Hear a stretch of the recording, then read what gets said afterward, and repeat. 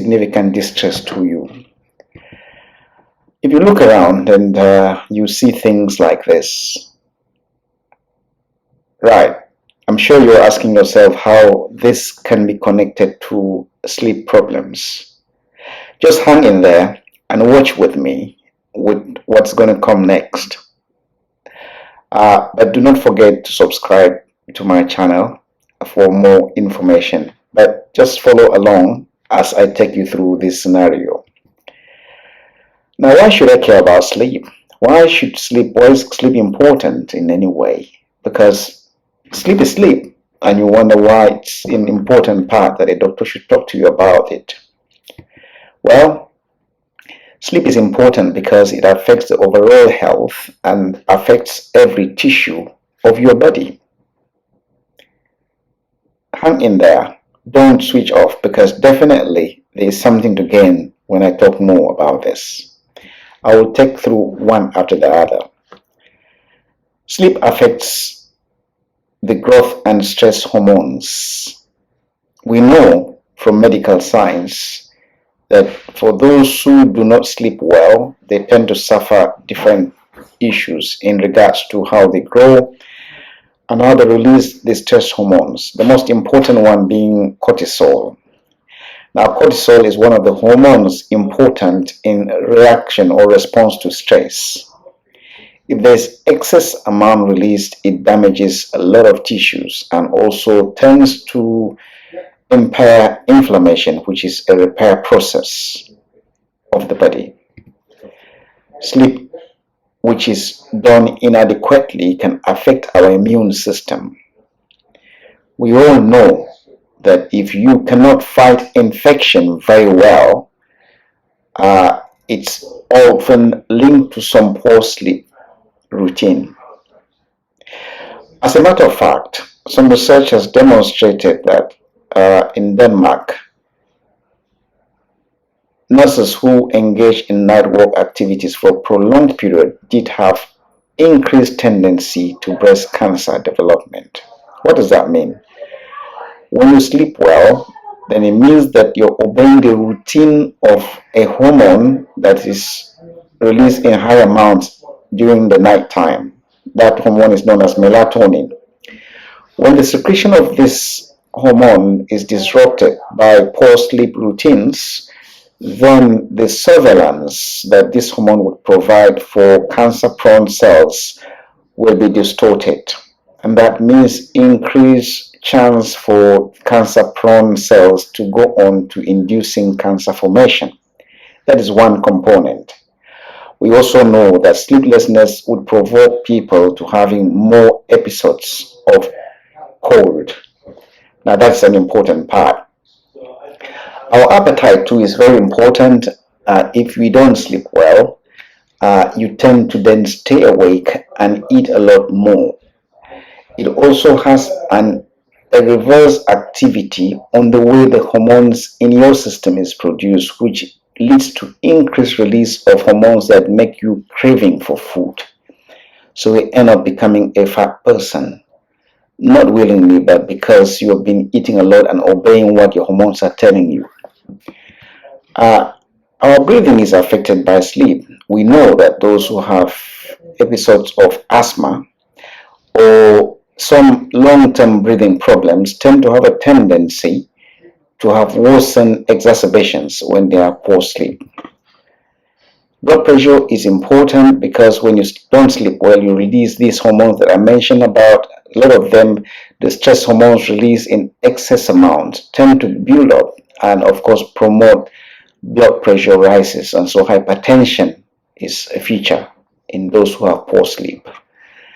Additionally, our cardiovascular health is an important part. In other words, when your blood pressure is sustained in rise, then damages to your arteries, vessels, the brain, and so many other parts of your body will be affected by the poor sleep routines. So the summary of this is that sleep keeps us healthy. Of course, not too much of it, but just adequate amount, which you will ask how much is good enough. In general, it should not be less than 7 hours. But sleep would ensure an optimal function of our systems. Now, what does sleep do? So it lets the body and brain repair, restore, and re-energizes itself. We'll take one after the other and spend a minute on each. Sleep can help repair your body systems. During the sleep time, a lot of the parts of the body tends to go through a drive of repair process. Poor sleep means that this repair process is inhibited and therefore tendency for problems to arise. Cancer-prone cells go on unchecked.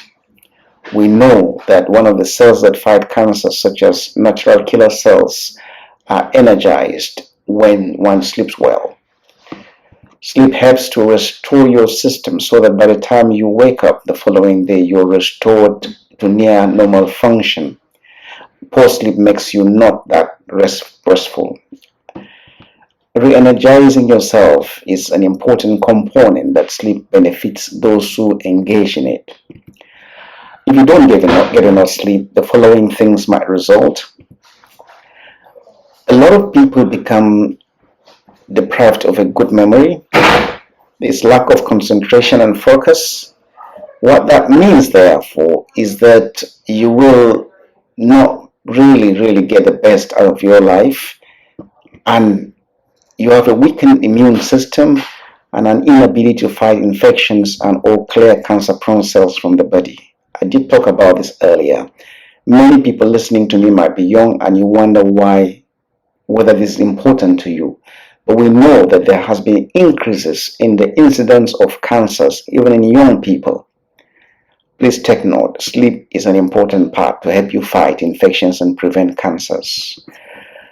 A lot of people who have poor sleep tend to have tendency to depression and anxiety disorders, which in a long haul will turn to increased binging, eating excessively, and weight, and then which then turns into a complex cycle where the mood changes become worsened, and some have actually gone on to committing suicide or near suicidal outcomes.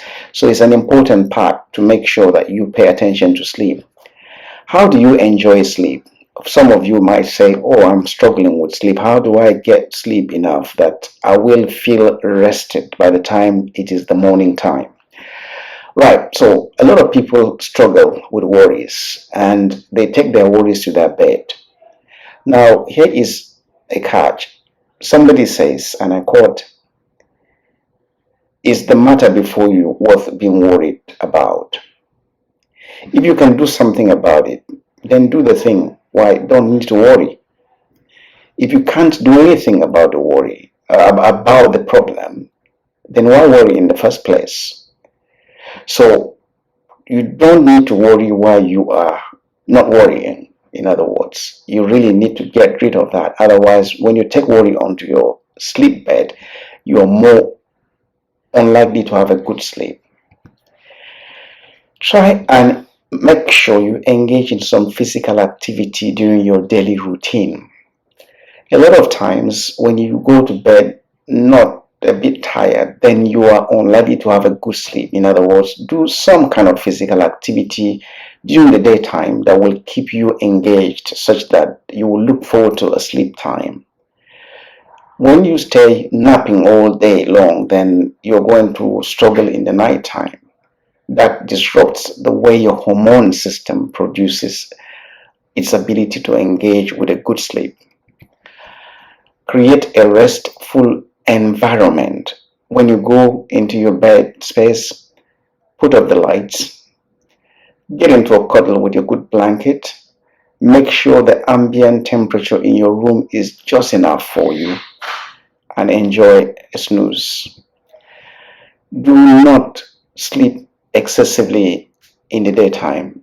Come out to the sun if there is one shining. Do something about your day.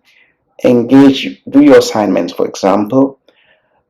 Some household chores might be relevant, and so on.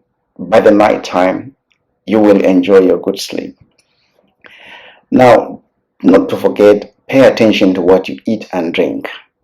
I produced videos about the importance of breakfast to your health. It's important that you wake up early and eat a breakfast, and then you will set your system to benefit in such a way that you do not become prone to nighttime binging. Because when you eat a lot of heavy food, 2 hours to sleep time, you're going to be really having a struggle at nighttime because you have a kind of a surge in your metabolic demands and which distorts your sleep pattern completely. It is important and so much that one will need to pay attention to this. Taking a lot of caffeinated drinks or carbonated drinks, soda, and so on, these are counterproductive and would not be to your advantage if you really want to catch up on a good sleep. Stick to a sleep routine. Do you have perhaps a family time when you can sit down together and start winding down yourself? It is not a good time to start a discussion or something that is tensed up when you are about going to bed. Otherwise, your nighttime is going to be disrupted.